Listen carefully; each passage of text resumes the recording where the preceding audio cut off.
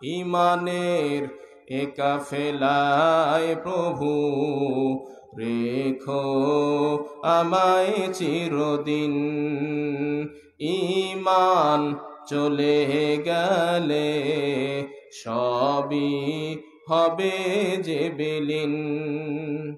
ঈমানের এ কাফেলায় প্রভু রেখো আমায় চিরদিন।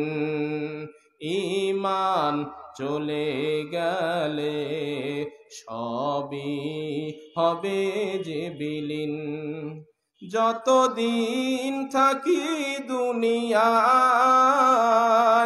দিও তোমার করুণা, তোমার কাছেই ভরসা,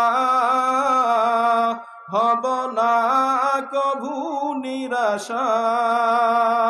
যতদিন থাকি দুনিয়ায় দিও তোমার করুণা, তোমার কাছেই ভরসা,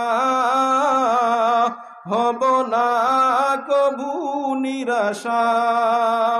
তোমার রহম সারা এ জীবন আধার যে গহীন।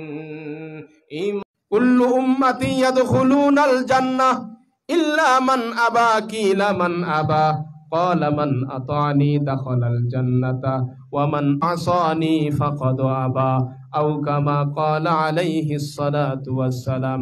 আল্লাহর রাসূল বলেন প্রত্যেকটা উম্মত জান্নাতি ইল্লা মান আবা, আবা ব্যতীত। সাহাবা আজমাইন বললে কি লাওয়া মান আবা, আবার পরিচয় কি? আল্লাহর রাসূল বলেন মান আতানি, যে আমাকে অনুসরণ করলো, দাখালাল জান্নাতা, সে তো জান্নাতে যাইবে। জোরে বলি সুবহানাল্লাহ। রে ভাই সুবহানাল্লাহ জোরে বলা যায় না? জোরে বলি। ওয়া মান আসানি ফাকাদ আবা, আর যে আমার আদর্শকে অস্বীকার করলো, আমার ইত্তেবা করলো না, সে জাহান্নামে যাবে। বলি নাউজুবিল্লাহ। এই জন্য মুহাম্মদ সাল্লাল্লাহু আলাইহি সাল্লামকে আমরা আদর্শবান নেতা হিসেবে মানতে রাজি আছি তো ইনশাআল্লাহ?